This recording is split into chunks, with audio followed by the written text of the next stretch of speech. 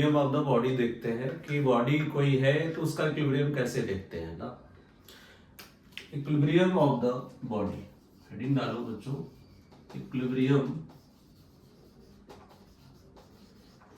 Of the body. कोई भी body जो होगी हमारे पास वो इक्विलिब्रियम में कब होगी, कैसे होगी, उसको हम लोग थोड़ा डिटेल में समझेंगे। और इससे प्रॉब्लम्स आता है, मेंस में भी आया हुआ है और एडवांस में भी आया हुआ है। तो जो प्रॉब्लम आया हुआ है वो भी हम लोग करेंगे अभी थोड़ी देर में। पहले हम लोग कॉन्सेप्ट को समझते हैं, फिर हम लोग न्यूमेरिकल्स पे आते हैं, ठीक है। तो बच्चों कोई भी अगर बॉडी इक्विलिब्रियम में है, इसका मतलब ये है कि बॉडी पर लगने वाला नेट फोर्स क्या होना चाहिए, जीरो। बॉडी पर लगने वाला नेट फोर्स क्या होना चाहिए, zero. F net is equal to zero होना चाहिए। यानी if a body is in equilibrium the net force acting on the body is zero. अब नेट फोर्स जीरो होने का मतलब क्या है, इसमें दो चीजें होती है बच्चों। एक तो होता है क्या, एफ नेट जीरो होना चाहिए कौन से डायरेक्शन में, हॉरिजॉन्टल डायरेक्शन में। दूसरा एफ नेट जीरो होना चाहिए, एफ नेट जीरो होना चाहिए कौन से डायरेक्शन में, वर्टिकल डायरेक्शन में। सेकेंड चीज आता है बच्चों इसमें कि बॉडी पर लगने वाला नेट टॉर्क भी जीरो होना चाहिए, यानी tau net acting on the body is zero. यानी अगर हमारे पास कोई बॉडी इक्विलिब्रियम है तो उसमें दो चीजें आपको दिमाग में रखनी है। फर्स्ट क्या कि बॉडी पर लगने वाला नेट फोर्स जीरो होना चाहिए। सेकेंड क्या कि बॉडी पर लगने वाला नेट टॉर्क भी क्या होना चाहिए, जीरो होना चाहिए। नेट फोर्स जीरो अगर हमने लिया तो उसमें दो पॉइंट्स आएंगे कि वर्टिकल डायरेक्शन में भी नेट फोर्स जीरो होना चाहिए और हॉरिजॉन्टल डायरेक्शन में भी नेट फोर्स जीरो होना चाहिए। तभी हम ये कहेंगे कि हमारी जो बॉडी है उसके ऊपर लगने वाला नेट फोर्स जीरो है। मतलब if the net force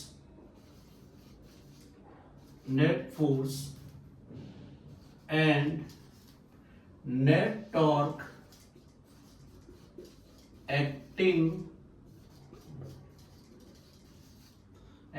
on the body is zero,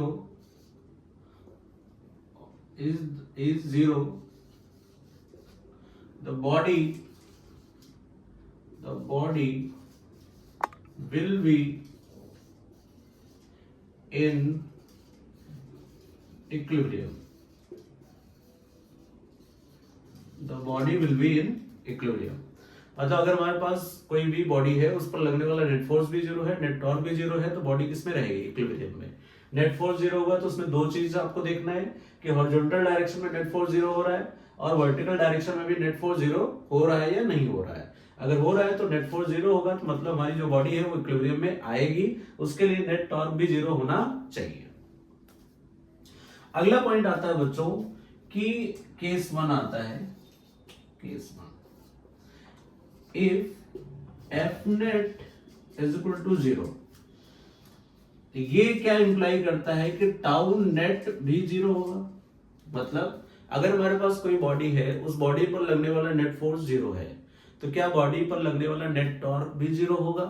तो मेरी तरफ से आंसर क्या होगा, नहीं। अगर कोई बॉडी है उसके पर लगने वाला नेट फोर्स जीरो है बच्चों, तो तुरंत समझ जाओ कि टॉर्क हर एक पॉइंट के अबाउट सेम रहेगा। जीरो होगा इसकी कोई गारंटी नहीं है, लेकिन इसकी जरूर गारंटी है कि टॉर्क हर एक पॉइंट के अबाउट क्या रहेगा, सेम। तो यानी अगर एक पॉइंट के अबाउट जीरो है तो हर एक पॉइंट के अबाउट क्या आएगा, जीरो। यानी अगर हमारे पास कोई बॉडी है उस पर लगने वाला नेट फोर्स जीरो है तो टॉर्क हर एक पॉइंट के अबाउट क्या आएगा बच्चों, सेम। ये जो स्टेटमेंट दिया है ये कैसा स्टेटमेंट है बच्चों, फॉल्स स्टेटमेंट।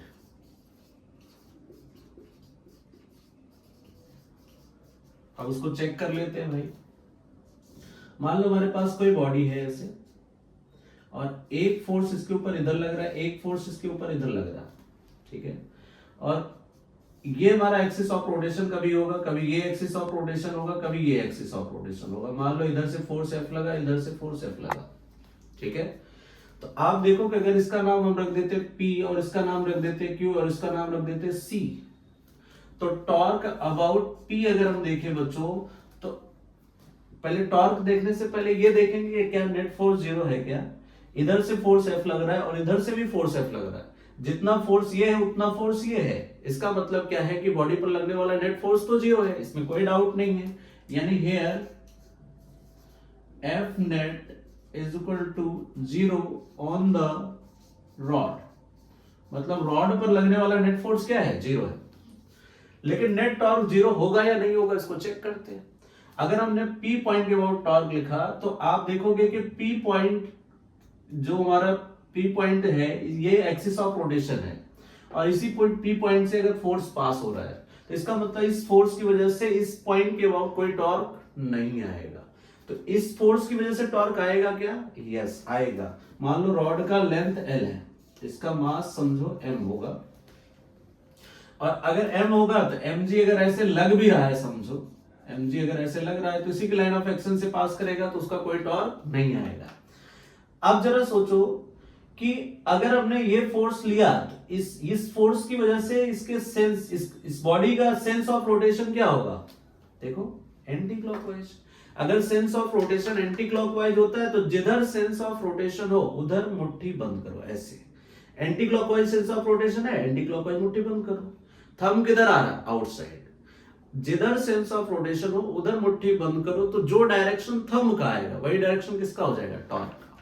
तो अगर एंटी क्लॉकवाइज मूव कर रहे हैं मतलब हमारा सेंस ऑफ रोटेशन अगर एंटी क्लॉकवाइज है बच्चों, तो थंब का डायरेक्शन आउटसाइड आ रहा है, इसका मतलब इस फोर्स की वजह से इस एक्सिस के अबाउट या इस पॉइंट के अबाउट जो टॉर्क आएगा उसका मैग्नीट्यूड कितना हो जाएगा, F इंटू एल। ये फोर्स हो गया इंटू ये परपेंडिकुलर डिस्टेंस हो गई L, तो FL और टॉर्क का डायरेक्शन क्या हो गया, डॉट। क्लियर है। वही अगर टॉर्क हम Q पॉइंट के अबाउट निकालेंगे, टॉर्क के अबाउट Q, तो अब जरा देखो एक चीज तो आपको क्लियर हो गया कि टॉर्क 0 नहीं हो रहा है, FL हो रहा है। अब हम ये प्रूव करके दिखाएंगे आपको कि टॉर्क हर एक पॉइंट के अबाउट क्या रहने वाला है, सेम। तो इसके अबाउट FL है, डायरेक्शन मैग्नीट्यूड FL है, डायरेक्शन किधर आ रहा है, आउटसाइड द प्लेन आ रहा है। तो इसके अबाउट भी अगर वही आ जाए तो इसका मतलब टॉर्क सेम हो रहा है हर एक पॉइंट के अबाउट, या एक दो पॉइंट और ले लेंगे हम लोग। तो यहां से टॉर्क अबाउट की क्यों देखें तो ये एक्सिस ऑफ रोटेशन हुआ तो इस फोर्स का टॉर्क 0 होगा क्योंकि इसी के लाइन ऑफ एक्शन से पास हो रहा है। यानी ये इस फोर्स का जो लाइन ऑफ एक्शन है इस वाली एक्सिस से पास हो रहा है तो इसका टॉर्क कितना आएगा, 0। तो इस वाले फोर्स का टॉर्क देखोगे तो ये जो फोर्स है ये फोर्स रॉड को किधर घुमाना चाह रहा है, क्लॉकवाइज के एंटी क्लॉकवाइज, ये भी एंटी क्लॉकवाइज घुमाना चाह रहा है। अगर एंटी क्लॉकवाइज घुमाना चाह रहा है तो टॉर्क का डायरेक्शन किधर होगा, आउटसाइड द प्लेन। तो ये आ गया हमारे पास FL और टॉर्क का डायरेक्शन क्या हो गया, आउटसाइड द प्लेन। अब हम क्या लेते हैं, C पॉइंट लेते हैं, मिड पॉइंट पे लेते हैं C पॉइंट, और यहां से इसकी डिस्टेंस L/2 हो जाएगी, इस वाले फोर्स की डिस्टेंस कितनी हो जाएगी, L/2। ठीक है बच्चों। तो आप देखोगे कि टॉर्क अबाउट C लिखेंगे तो हम लिखेंगे क्या, इस फोर्स की वजह से sense of rotation anti clockwise, और इस फोर्स की वजह से भी सेंस ऑफ रोटेशन किधर, एंटी क्लॉकवाइज। अगर बॉडी इसके अबाउट घूम रही है तो इसका sense of rotation anti clockwise, इस वाले फोर्स की वजह से भी sense of rotation anti clockwise. यानी दोनों फोर्स की वजह से सेंस ऑफ रोटेशन किधर है, एंटी क्लॉकवाइज। तो दोनों फोर्स का जो टॉर्क आएगा उसका डायरेक्शन किधर आएगा, आउटसाइड द प्लेन। यानी ये फोर्स इंटू परपेंडिकुलर डिस्टेंस, ये फोर्स इंटू ये परपेंडिकुलर डिस्टेंस, तो आएगा हमारे पास क्या, F इंटू L/2 टॉर्क का direction outside the plane, plus F into L/2 torque का डायरेक्शन क्या, outside the plane. Force into perpendicular distance, तो टॉर्क अबाउट C जो आया बच्चों वो आगे हमारे पास FL, और डायरेक्शन अभी भी क्या आ रहा है, आउटसाइड द प्लेन। इसमें से अगर किसी एक का डायरेक्शन आता इनसाइड द प्लेन तो उसको इसमें से क्या कर देते, सब्ट्रैक्ट कर लेते। लेकिन आप देखो कि टॉर्क तीनों पॉइंट के अबाउट क्या आया, same. FL direction outside the plane, FL direction outside the plane, FL हो गया मैग्नीट्यूड ऑफ टॉर्क, और डायरेक्शन डॉट हो गया direction of torque, FL magnitude of torque, और ये डॉट क्या, डायरेक्शन ऑफ टॉर्क। देखो आप तीनों में मैग्नीट्यूड सेम है और डायरेक्शन भी क्या है, सेम। तो यानी अगर किसी बॉडी के ऊपर लगने वाला नेट फोर्स 0 है तो टॉर्क हर एक पॉइंट के अबाउट क्या आएगा बच्चों, सेम आएगा। उसको हम लोगों ने प्रूव भी कर लिया। यहां से ये बात जाना कि अगर नेट फोर्स 0 है तो नेट टॉर्क 0 होगा, ये बिल्कुल जरूरी नहीं है, लेकिन ये जरूर जरूरी है कि टॉर्क हर एक पॉइंट के अबाउट क्या आएगा, सेम। तो यहां पर एक लाइन लिख लीजिए आप, ताकि आपके दिमाग में ये बात रहे। यहां पर मैं लिख देता हूं बच्चों, इफ द,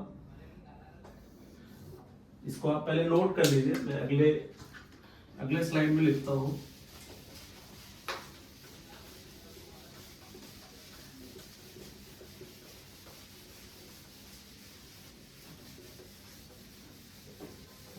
तो यहां से आपने जाना बच्चों कि अगर net first point, if the net force is equal to 0, then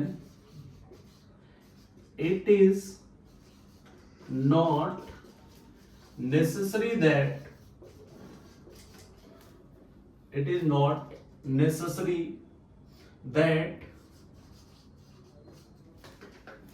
the net torque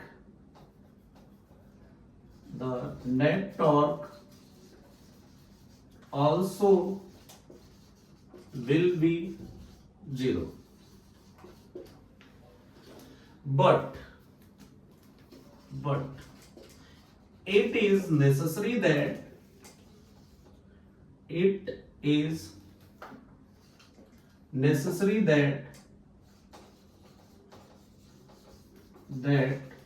the torque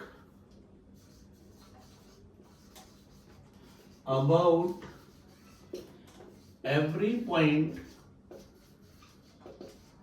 is same, मतलब टॉर्क हर एक पॉइंट के अबाउट क्या रहेगा, सेम रहेगा बच्चों। सेकेंड स्टेटमेंट आता है हमारे पास, if tau net is equal to 0, क्या इंप्लाई करता है एफ नेट भी 0 होगा। तो ये भी स्टेटमेंट कैसा है, फॉल्स स्टेटमेंट है बच्चों, फॉल्स स्टेटमेंट। क्यों ऐसा है भाई, ऐसा इसलिए है बच्चों क्योंकि अगर मान लो हमारे पास कोई बॉडी है, समझो ये कोई बॉडी है, ये इसका सेंटर ऑफ मास है, और सेंटर ऑफ मास पे इधर मान लो हमने लगाया 10 न्यूटन का फोर्स, और इधर हमने लगाया, इधर से मान लो हमने लगाया 2 न्यूटन फोर्स। तो इसका लाइन ऑफ एक्शन इसी के एक्सिस, सेंटर ऑफ मास वाली एक्सिस से पास कर रहा है। तो आप देखो जरा कि अगर इसी के अबाउट बॉडी घूम सकती थी समझो, और आपने वहीं पर फोर्स लगाया, दोनों फोर्स आपने सेंटर ऑफ मास पे ही लगाया, तो ये फोर्स का मैग्नीट्यूड ज्यादा है, इस फोर्स का मैग्नीट्यूड कम है, तो बॉडी ट्रांसलेट करेगी फॉरवर्ड डायरेक्शन में, रोटेट नहीं करेगी। रोटेट तब करती कि जब एक फोर्स ऊपर लग रहा होता है, एक फोर्स थोड़ा और नीचे लग रहा होता है या यहीं लग रहा होता है, तो इस फोर्स की वजह से बॉडी क्या करती, घूम जाती, टॉपल कर जाती। लेकिन यहां पर ट्रांसलेशनल मोशन हो रहा है बॉडी का, बॉडी पर लगने वाला नेट फोर्स 0 नहीं है, लेकिन बच्चों नेट टॉर्क 0 है, क्योंकि सेंटर ऑफ मास से ही दोनों फोर्स पास हो रहे हैं, और अगर टॉर्क इसी एक्सिस के अबाउट लेते हैं तो नेट टॉर्क क्या आने वाला है, 0। अरे क्लियर है क्या। आप जरा देखो कि नेट टॉर्क अगर 0 होगा तो नेट फोर्स भी 0 होगा, ये बिल्कुल भी जरूरी नहीं है, वो चीज यहां पर आपको समझ आ गया होगा। क्लियर है बच्चों। तो ये हमारे स्टेटमेंट है बच्चों, जो कि आपको याद रखना है। अगला पॉइंट अलग मत समझने लगना, क्योंकि इन सब चीजों में दिमाग तुम्हारा थोड़ा तेज चलता है, तो उधर मत दिमाग लगाना। कपल का मतलब यहाँ फोर्स है, 2 फोर्स होंगे, और दोनों फोर्स का मैग्नीट्यूड क्या रहने वाला, सेम, और डायरेक्शन क्या रहने वाला, अपोजिट। तो बच्चों हमारे पास 2 फोर्स होंगे, अगर समझो एक फोर्स इधर लग रहा है और एक फोर्स इधर लग रहा है। एक रॉड है, इसका मास m है, लेंथ l है, ये फोर्स F है, ये फोर्स भी कितना है, F है। दोनों फोर्स का डायरेक्शन देखो अपोजिट है, दोनों का मैग्नीट्यूड क्या है, सेम है। तो F नेट तो 0 है भाई, F नेट 0, ये बात तो समझ आ गई। लेकिन कपल टॉर्क का मतलब क्या है, F नेट 0 से कोई रिलेशन है क्या इसका, नहीं। F नेट 0 से बस इतना रिलेशन है कि फोर्स का मैग्नीट्यूड सेम होगा, डायरेक्शन अपोजिट होगा, तो ये फोर्स जो भी टॉर्क देगा वो कपल टॉर्क देगा, लेकिन किस एक्सिस के अबाउट, सेंटर ऑफ मास वाली एक्सिस के अबाउट बच्चों। लेकिन सेंटर ऑफ मास वाली एक्सिस के अबाउट कैसे सर, वो नहीं समझा अपन को, कि अगर हमारे पास कोई भी बॉडी फ्री टू मूव हो, फ्री टू रोटेट हो, अगर हमारे पास कोई भी बॉडी फ्री टू रोटेट हो, तो वो हमेशा सेंटर ऑफ मास के अबाउट रोटेट करना पसंद करती। जैसे मान लो अगर ये बॉडी है, अगर ये फ्री टू रोटेट हुआ, तो आप देखो कि सेंटर ऑफ मास के अबाउट रोटेट करेगा। ये देखो, ये मिड पॉइंट्स के अबाउट ही तो रोटेट कर रहा है, देखो आप ध्यान से। तो कोई भी बॉडी अगर फ्री टू रोटेट हुआ तो वो सेंटर ऑफ मास के अबाउट रोटेट करेगा, और उसका जो एक्सिस होगा वो टॉर्क वाली एक्सिस के पैरेलल होगा, यानी टॉर्क के डायरेक्शन के पैरेलल होगा उसका एक्सिस ऑफ रोटेशन। यानी अगर हमारे पास कोई भी बॉडी फ्री टू रोटेट हुआ तो वो रोटेट करेगी सेंटर ऑफ मास के अबाउट और उस एक्सिस के अबाउट जो टॉर्क के डायरेक्शन के पैरेलल होगी। क्लियर है बच्चों? यानी जो डायरेक्शन टॉर्क का होगा उसके पैरेलल एक्सिस ऑफ रोटेशन होगा। मुझे लगता है आपको समझ आ गया होगा। तो अगर हमने कहा कि ये बॉडी अगर फ्री टू रोटेट हुई तो ये इसका सेंटर ऑफ मास L/2 पर होगा, क्योंकि यूनिफॉर्म मास डिस्ट्रीब्यूशन है बच्चों, तो सेंटर ऑफ मास जो होगा L/2 पर होगा। तो ये जो होगा इस वाली एक्सिस के अबाउट रोटेट करना पसंद करेगी, क्योंकि इसका सेंस ऑफ रोटेशन किधर है? ये फोर्स इस रॉड को कैसे घुमाएगा? Anti clockwise. ये फोर्स भी रॉड को कैसे घुमाएगा? Anti clockwise. तो दोनों के टॉर्क का डायरेक्शन किधर आएगा? बाहर। तो बाहर का मतलब ये एक्सिस ऑफ रोटेशन जिसको हमने इनसाइड आउटसाइड लिया होगा ये। तो इसके अबाउट ये रोटेट करेगा, तो टॉर्क अबाउट पॉइंट सी अगर हम लेते हैं तो ये आएगा FL/2 direction dot plus FL/2 direction dot. Sense of rotation से बच्चों हम लोग डायरेक्शन निकालते हैं। अगर sense of rotation anti clockwise है, direction outside. Sense of rotation अगर क्लॉकवाइज होता तो डायरेक्शन किधर होता है? इनसाइड। या मैंने आपको तरीका सिखाया है, जिधर सेंस ऑफ रोटेशन हो उधर मुट्ठी बंद करो, जो डायरेक्शन थंब का आएगा वही डायरेक्शन किसका हो जाएगा? टॉर्क का। क्लियर है? तो ये हमारा कॉपर टॉर्क दे देता है बच्चों। चलो बच्चों, आपके स्क्रीन पे इक्विलिब्रियम प्रॉब्लम का पहला प्रॉब्लम है ना, बहुत ही इजी प्रॉब्लम है। आप देखो कि आप देखने के बाद ऐसा लगेगा कुछ है ही नहीं। क्वेश्चन में इन्होंने क्या कहा है कि एक यूनिफॉर्म प्लैंक है जिसका लेंथ जो है 6 मीटर है। यानी ये हमारे पास एक प्लैंक है बच्चों ये, और इसका जो लेंथ है वो पूरा 6 मीटर है, यहां से यहां तक 6 मीटर लेंथ है। ठीक है, और इसका जो वेट है वो 200 न्यूटन है, यानी वेट ऑफ प्लैंक जो है वो 200 न्यूटन है। ठीक है भाई। Rest on horizontally two supports with 1 metre of the plank hanging over the right support. मतलब यहां से इसकी जो लेंथ है, यहां से ये जो लेंथ है ये 1 मीटर है, ये लेंथ 1 मीटर है। मतलब ये लेंथ टोटल कितना बचा? 5 मीटर, यहां से यहां तक। क्लियर है बच्चों? उसके बाद इन्होंने क्या कहा? To what distance can a person who weighs 800 newton, यानी WM मैन का जो वेट है वो 800 न्यूटन है। उसके बाद उन्होंने कहा walk on the overhanging part of the plank before it just begins to tip. मतलब ये गिरने से पहले कितना दूर जा सकता है? मतलब ये ऐसा जाए कि इधर आगे बढ़ता रहे बढ़ता रहे बढ़ता रहे, और ये ऐसे घूमे नहीं, घूमने से बच जाए। मतलब घूमने से बचने का मतलब क्या है? बेसिकली रोटेशनल इक्विलिब्रियम आ जाए। कौन सा इक्विलिब्रियम आ जाए? रोटेशनल इक्विलिब्रियम आ जाए। तो रोटेशनल इक्विलिब्रियम के लिए क्या करेंगे बच्चों? इसका पहले यहां पर वेट देख लो कितना है, 800 न्यूटन, और जो रॉड का वेट है वो कितना है? 200 न्यूटन। तो रॉड के सेंटर ऑफ मास पे लग रहा होगा 200। तो रॉड का टोटल लेंथ कितना है? 6 मीटर। रॉड का टोटल लेंथ कितना है? 6 मीटर। तो इसका सेंटर ऑफ मास कितने पर होगा? 3 मीटर पर। तो यहां से 3 मीटर चलो, यहां से 3 मीटर चले तो यहां कहीं आएगा सेंटर ऑफ मास। ये सेंटर ऑफ मास होगा रॉड का, और यहां पर लग रहा होगा कितना? 200 न्यूटन। अब जरा सोचो कि अगर यहां से 1 है तो यहां से सेंटर ऑफ मास कितना होगा? 2 मीटर रहा होगा। कितना डिस्टेंस पे रहा होगा? 2 मीटर डिस्टेंस पे रहा होगा। तो बच्चों अगर हम नॉर्मल केस में देखें तो ट्रांसलेशनल इक्विलिब्रियम देखेंगे तो हमें लगेगा कि एक नॉर्मल रिएक्शन यहां लग रहा है N1, एक नॉर्मल रिएक्शन यहां लग रहा है, और N1 और N2 मिल करके इसके वेट को बैलेंस कर रहा है, क्योंकि यहां पर जो नॉर्मल रिएक्शन लग रहा होगा जितना ऊपर लग रहा होगा उतना नीचे भी लग रहा होगा। क्लियर है? अगर इस पूरे को एक सिस्टम मान लेते हैं, मतलब मैन और प्लैंक को एक सिस्टम मानते हैं, तो एक नॉर्मल रिएक्शन इसके द्वारा यहां पर सपोर्ट के द्वारा यहां पर लग रहा होगा N2, इस सपोर्ट के द्वारा N1, और यहां पर जो नॉर्मल रिएक्शन लग रहा होगा वो कैंसिल हो रहा होगा। ठीक है बच्चों? लेकिन यहां पर नॉर्मल रिएक्शन के बारे में कुछ बात नहीं किया है बच्चे। जब ये ऐसे आगे बढ़ता जाएगा बढ़ता जाएगा बढ़ता जाएगा, तो जैसे ही गिरने वाला होगा तो यहां का नॉर्मल रिएक्शन 0 हो जाएगा। जैसे ही ये ऐसे ऐसे पलटने वाला होगा, ऐसे पलटने वाला होगा, तो यहां का नॉर्मल रिएक्शन 0 हो जाएगा, क्योंकि ये बॉडी यहां से सेपरेट हो जाएगी। और जैसे ही सेपरेट होगी तो नॉर्मल रिएक्शन 0 हो गया, तो केवल एक नॉर्मल रिएक्शन काम कर रहा होगा यहां।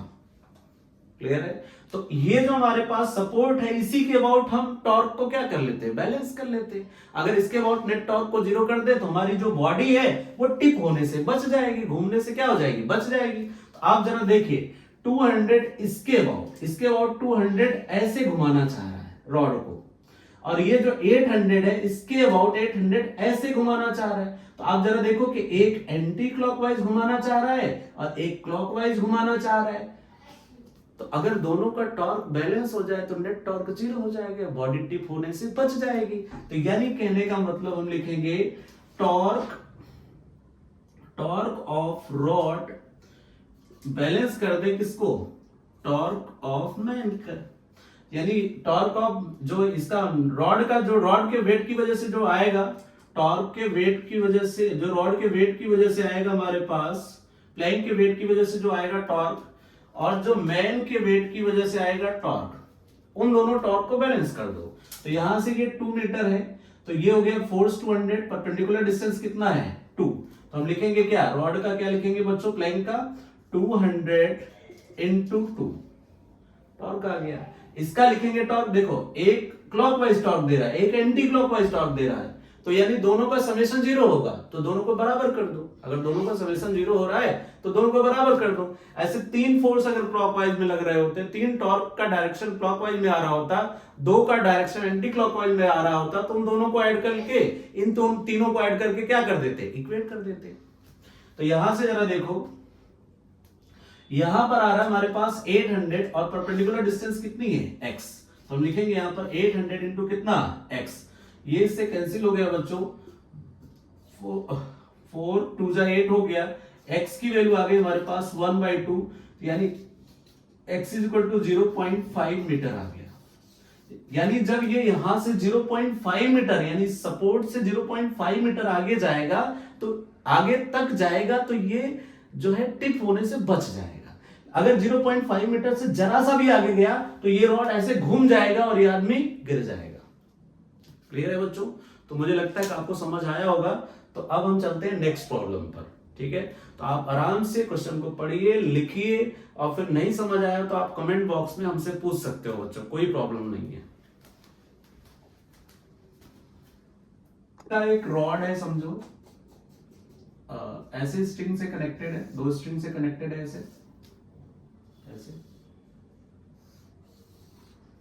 2 स्ट्रिंग से कनेक्टेड है, और इस रॉड का जो लेंथ है बच्चों L बराबर मान लेते हैं 4 मीटर है, बहुत बड़ी वैल्यू हो गई। और इसका जो डेंसिटी दिया हुआ है लैम्डा इज इक्वल टू दिया है 1/2 kg पर मीटर, ये डेंसिटी दिया हुआ है इस रॉड की, ठीक है? और आपसे पूछा है कि इन दोनों स्ट्रिंग में टेंशन कितना आएगा, ये जो दोनों स्ट्रिंग है उसमें टेंशन कितना आएगा। फाइंड आउट द, क्वेश्चन है बच्चों, find out the tension in each string, यानी हर एक स्ट्रिंग में आपको टेंशन बताना है। तो अब जरा देखो, इसमें टेंशन मान लेते हैं कुछ T1 होगा, इसमें टेंशन मान लेते हैं कुछ T2 होगा। तो ये बेसिकली इक्विलिब्रियम प्रॉब्लम का एक प्रॉब्लम है ना? और देखो कितना इजी है। ये बॉडी आप देख रहे हो कि ना तो घूम रही है ना तो चल रही है, मतलब ट्रांसलेशनल इक्विलिब्रियम भी है, और कौन सा इक्विलिब्रियम है, रोटेशनल इक्विलिब्रियम भी है। तो ट्रांसलेशनल इक्विलिब्रियम के लिए हमें क्या करना होता है बच्चों, 2 डायरेक्शन में नेट फोर्स 0 करना होता है, एक तो वर्टिकल डायरेक्शन में और एक हॉरिजॉन्टल डायरेक्शन। तो हॉरिजॉन्टल डायरेक्शन में देखो तो कोई फोर्स है ही नहीं, तो हॉरिजॉन्टल डायरेक्शन में आपको सोचने की जरूरत नहीं है। वर्टिकल डायरेक्शन में देखोगे तो आपको ये दिख रहा है कि यहां से ये मान लेते हैं 1 मीटर पे लग रहा है, ये 1 मीटर पे स्ट्रिंग बंधा हुआ है, तो ये दोनों के बीच का लेंथ कितना हो गया बच्चों, ये हो गया 3 मीटर, दोनों स्ट्रिंग के बीच का गैप 3 मीटर हो गया। क्लियर है? तो अब देखो कि ट्रांसलेशनल इक्विलिब्रियम अगर हम देखें तो वर्टिकल डायरेक्शन में नेट फोर्स क्या हो रहा है, net force F net in vertical direction क्या हो रहा है, 0। तो अगर हम इस बॉडी का फ्री बॉडी डायग्राम बनाए तो ऊपर लग रहा है T1, ऊपर लग रहा है T2 और नीचे लग रहा होगा mg।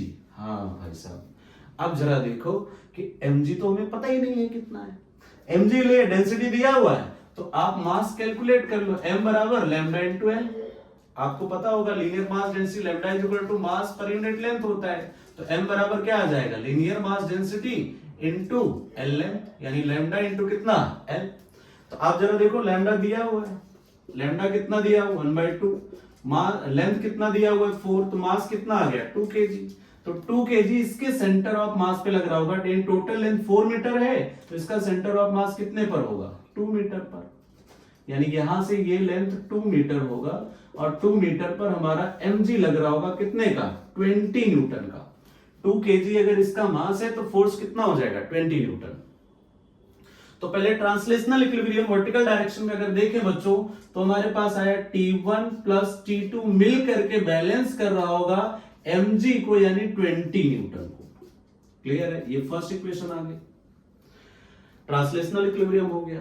रोटेशनल इक्विलिब्रियम के लिए अगर नेट फोर्स जीरो है तो नेट टॉर्क हर एक पॉइंट के अबाउट क्या आएगा सेम। तो आप किसी के अबाउट भी नेट टॉर्क को जीरो कर सकते हो बच्चों।